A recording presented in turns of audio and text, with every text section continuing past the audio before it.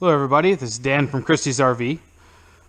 Today we're going to be taking a look at this 2020 Starcraft Autumn Ridge 26 BHS. We're going to go over some of the things you might need to know once you've purchased this unit. So first off, on the front of the trailer, this one has electric tongue jack. The controls on it, the one button is just the light, and you're up and down. Now this jack has a crank handle in case that this fails for some reason. So to use the crank handle, you just have to pop this rubber plug out of the top. The crank handle is inside the trailer. You'll just put that in and crank it so you can get it on or off your vehicle. Behind that, you have your propane system. So you got two 30-pound tanks. In the center of them, you have a crossover regulator. So the system is designed to be used with both bottles open. Whichever bottle that this arm here is pointing towards is the one that it's drawing propane from. When that bottle becomes empty, the little sight gauge on the front is going to turn red, but it automatically starts drawing from the second tank. So when you notice that the sight gauge is red, you can just turn the arm over to the other one, and the gauge will go clear because there'll be propane in that bottle. And then you can take off the empty bottle and have it filled. Behind that, you have your battery in a box.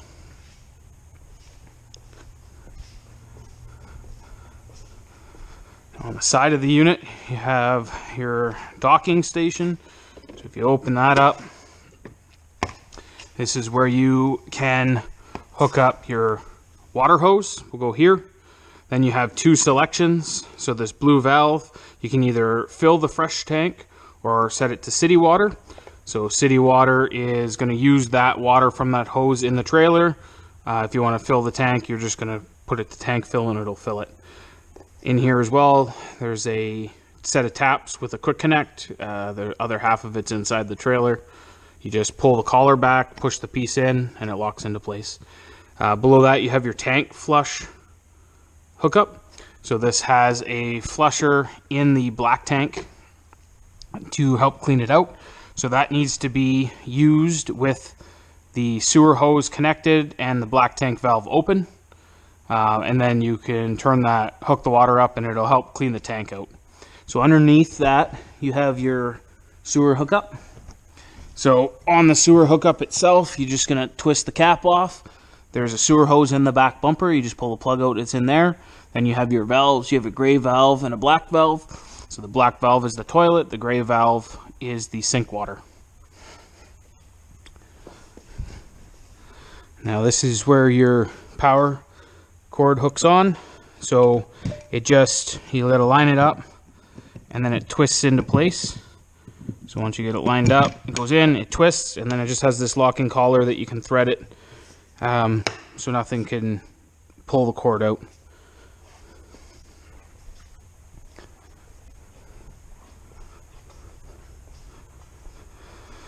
So on the door side, you have your hot water heater. To open it up, you just got to turn this tab, it comes open. So everything's controlled from inside the trailer. The only thing here that you may have to do is remove the drain plug. So the drain plug goes in down in the bottom corner here. When you want to pull that plug out to drain the hot water heater, you need to take the pressure off the system first. So you need to open up a set of taps inside before you take that plug out. Another thing to note is your pressure relief valve here. It is common for them to drip. So if you do notice a little bit of dripping there, it is normal.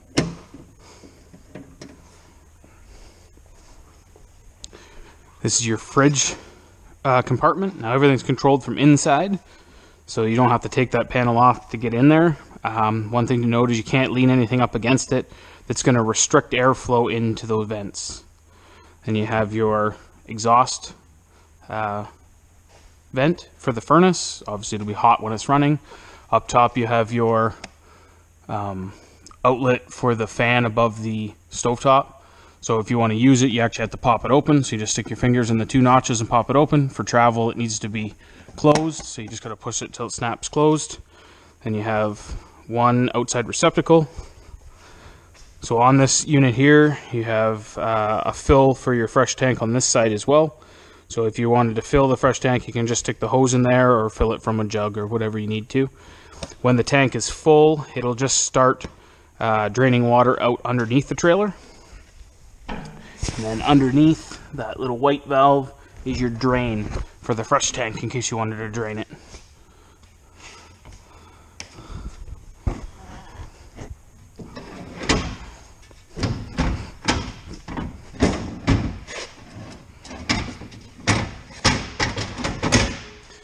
So the awning itself is controlled. You go inside. On your left hand side there's all your switches. So they have the awning one, so we're going to press and hold extend. So one thing to note about these style of awnings are they're not made for heavy winds or heavy rain. So if you have either of those, you need to roll the awning up. Another thing with them is if you're not at your unit, I definitely recommend that you roll it up. So then your switches are here beside that.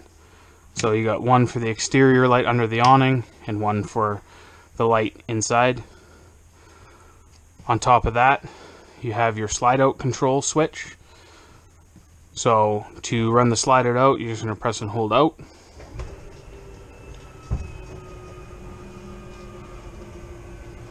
One thing to note here is that you need to make sure that there's nothing stuck in behind the slide out before you hold it out, like before you run the room out. Another thing with the slide outs is they need to be all the way out or all the way in, otherwise they do not seal. So you're going to press and hold it till it gets all the way. Once it gets all the way to the wall, makes that ratcheting noise, that's how you know you're all the way out.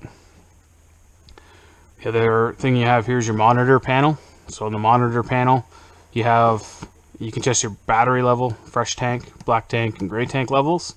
Then you have your two switches on the bottom. One's for the water pump and one's for the water heater. So the water heater itself has this little light up on the top. If the water heater is not lit, then this light will come on. Now it'll try 3 times on its own before it gives up trying to light.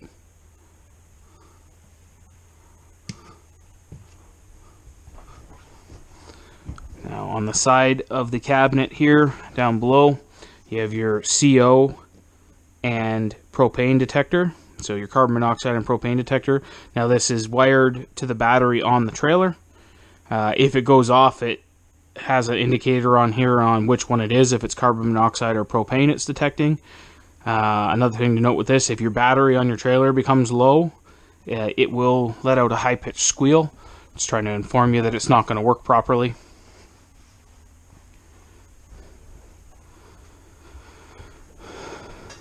So you have your fan and light switches here. To light the stovetop, you just turn on whichever one you want on and then turn the sparker. Now the center burner is your high output burner, so if you're going to boil water, that's the one you want to do it on. Light the oven, you're just going to turn it till you get to the little flame icon. Once you get there, you can actually push in on the knob, so you're going to push and hold the knob and turn the sparker.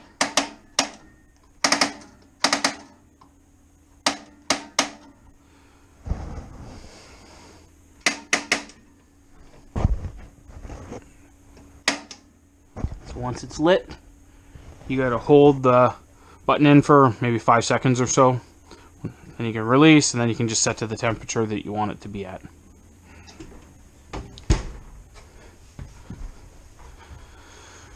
The fridge controls, or you got to open up the freezer door to get to them. So you have your on and off switch. Then you can choose between either auto or gas. So what auto does is it uses electricity as long as it's there, but it'll switch to gas if it needs to. So if you're plugged in and then the power went out, it's going to automatically switch to propane until the power is reintroduced, or you can go straight to gas. When it's on gas, if it does not light for whatever reason, this little check light is going to light up just to tell you that it isn't working, and then you can just scroll through your temperature settings on this side.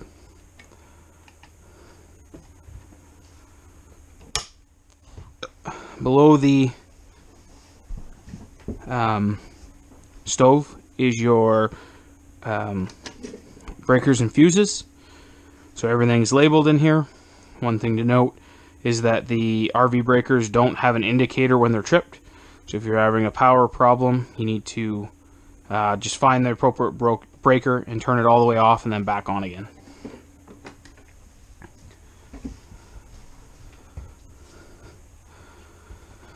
So this here is your thermostat. So this thermostat is what they call a compassive touch unit. So it's not actually buttons, you just need to touch it. If you push hard on these, they will stop working. So the first press you do, it just turns it on, and you can scroll through your settings. First one you come up to is fan. So you have choices of the fan for auto, high, and low. Now this is just going to run the air conditioning fan only to help circulate the air. If you put it on anything other than auto, it's going to run that fan speed for both the air conditioning and if the furnace is running. So the next selection is your air conditioning. You'll just turn it to whatever temperature you want it to work at, and then it cycles on its own. The furnace is the same thing. You set it to the temperature you want. Then the furnace is going to turn on and run for 15 to 20 seconds before it lights. As a safety precaution, and then once either you turn it off or it gets to that desired temperature, then it's going to run for that 15 to 20 seconds without the flame on, again as a safety precaution. If you turn it off, you just go back to the off screen. So in the bathroom, first off, the toilet in here is foot flush. Flush the toilet, you step the pedal all the way down. If you just want to add water to the bowl, you just partially step on the pedal and it'll only add the water. The receptacle that's in here is a Gfi receptacle. Now this receptacle controls anything on the trailer that's in a wet location. So the one here, anything in the kitchen, and the exterior plug is controlled through here. So if it trips the Gfi, it's just going to trip in here. You'll see the red lights on, and you just have to press the reset button on it.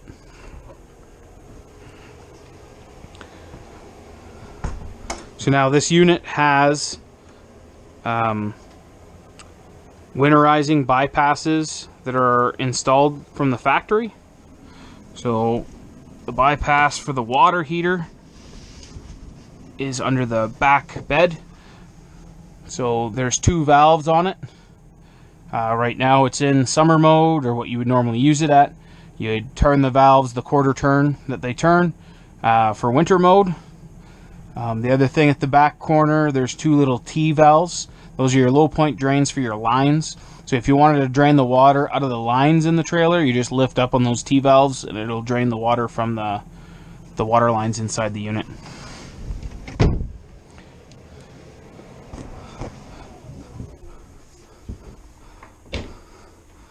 So the water pump has a bypass as well. Now it's under the sink. It has this little cover panel screwed in, so you take your screw out, then you can gain access to the pump. So right now we're in summer mode, or it'll be drawing from the fresh tank in the trailer. For winterizing, you're going to turn the valve, and then the clear hose that's here is going to go in the jug of antifreeze.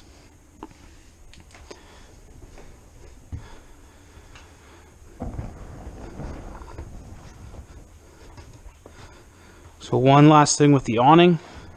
It is adjustable for pitch from side to side. So to adjust it, you're just going to grab the bottom arm and just pull down on it till it is where you like it. So you can do this on both sides or one side, whichever way you see fit. Before you're going to roll it back up, you need to straighten the bottom arms back out.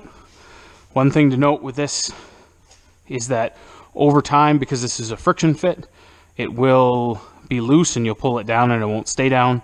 So you may have to just tighten that bolt back up once it wears a little bit. So I think that's everything on this unit. I hope everybody has a great day, and thanks for watching.